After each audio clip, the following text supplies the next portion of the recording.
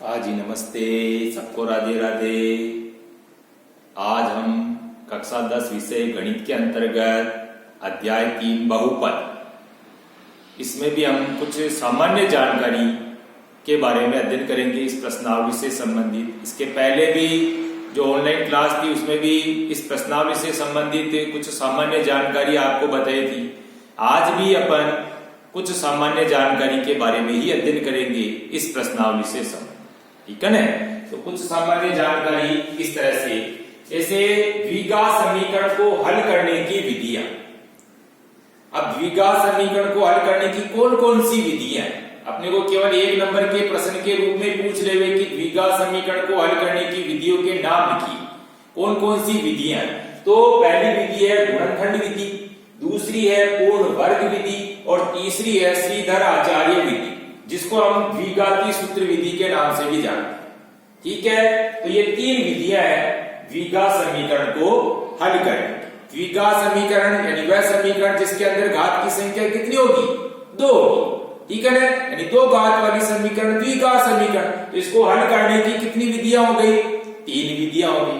पहली विधि गुणनखंड, दूसरी विधि पूर्ण वर्ग और तीसरी हो गई श्रीधर आचार्य विधि, जिसको अपन द्विघाती सूत्र विधि के नाम से भी जानते हैं, ठीक है। उसके बाद में श्रीधर आचार्य द्विघाती सूत्र, परीक्षा में 1 नंबर के प्रश्न के रूप में अपने को पूछ सकते हैं कि द्विघाती सूत्र लिखिए या श्रीधर आचार्य द्विघाती सूत्र लिखिए। तब अपने को सूत्र किस तरह से लिखना है, -b plus minus √b² - 4ac/2a। ये सूत्र अपने को ध्यान में रखना, ठीक है। -b plus minus √b² - 4ac और बटे 2a, ठीक है। उसके बाद में मूल की प्रकृति तथा विविक्त कर। अब मूल की प्रकृति भी परीक्षा की दृष्टि से इंपॉर्टेंट है। जैसे सवाल लिख दिया, उसमें कह दिया कि मूल की प्रकृति लिखिए, ठीक है ना। तब अपने को किस तरह से मूल की प्रकृति बताएं, हमारे मूल कैसे होंगे, मूल वास्तविक है या काल्पनिक, ठीक है ना। तो मूल की प्रकृति तथा विविक्त कर, द्विघात समीकरण का विविक्त कर यानी b² - 4ac, जिसको अपन d से जानते हैं, डिस्क्रिमिनेंट, ठीक है। अब यहां पर देखो मूल की प्रकृति यानी d का मान, b² - 4ac, जिसको अपन d से जानते हैं, ठीक है। अगर d का मान, d यानी कि b² - 4ac, अगर d का मान 0 से बड़ा यानी b² - 4ac, अगर अपन यहां पर abc का मान रखने के बाद में जब अपन इसको हल कर लेते हैं यानी d का मान निकाल लेते हैं, उस परिस्थिति में अगर d का मान 0 से बड़ा और 0 छोटा हो गया, इसका मतलब क्या हो गया, मूल वास्तविक है लेकिन मूल कैसे होंगे, भिन्न। मूल कैसे है, वास्तविक लेकिन भिन्न भिन्न। तो पहली शर्त के अनुसार तो ये होगी।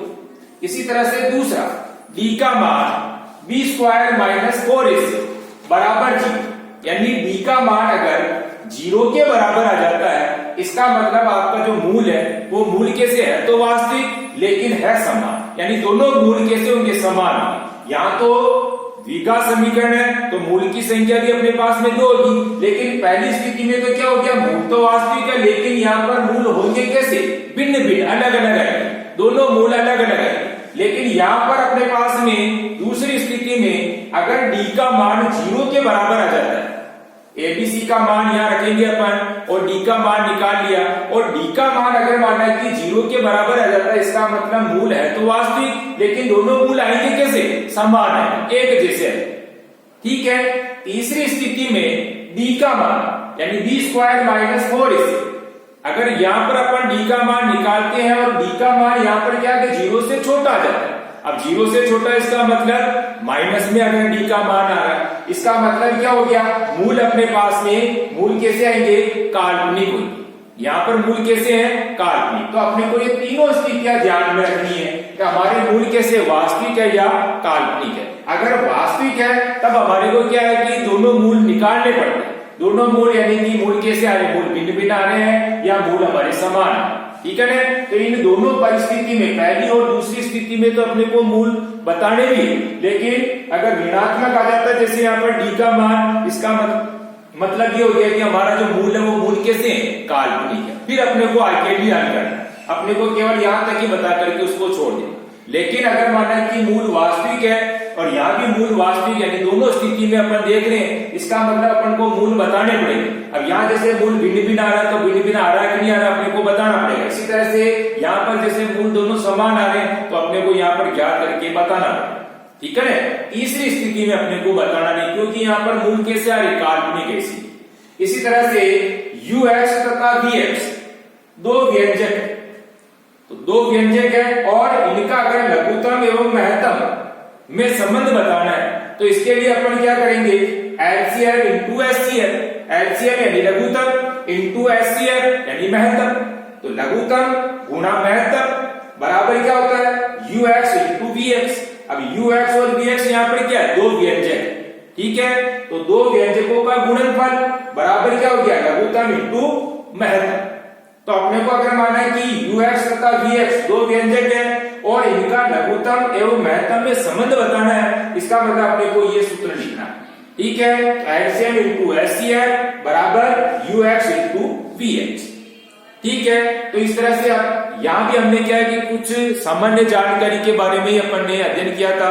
दूसरा अपने को क्या है कि तो सूत्र इस प्रश्नावली से संबंधित जो भी आए, जैसे अपने को एक तो श्रीधर आचार्य विधि से या द्विघाती सूत्र विधि से अपने को हल करना, तो उसमें क्या सूत्र काम मिलेंगे।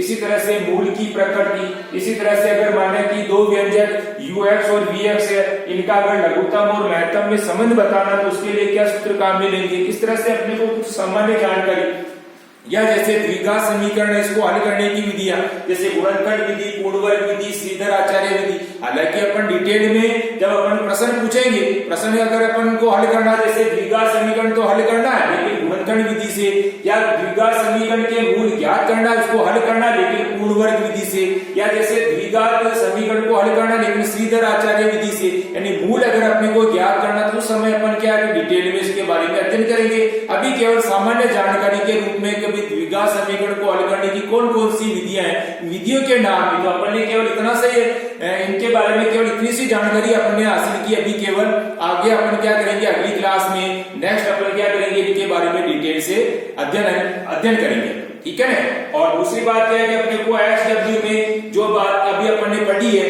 इनको केवल एक बार लिखना HW की कॉपी में और याद भी करना, ठीक है ना। तो केवल अपने को इतना सा है कि जो बात अभी अपन ने पढ़ी उनको कॉपी के अंदर HW में लिखेंगे और उनको ही अपने को याद करना, ठीक है। धन्यवाद, राधे राधे, जय श्री कृष्णा।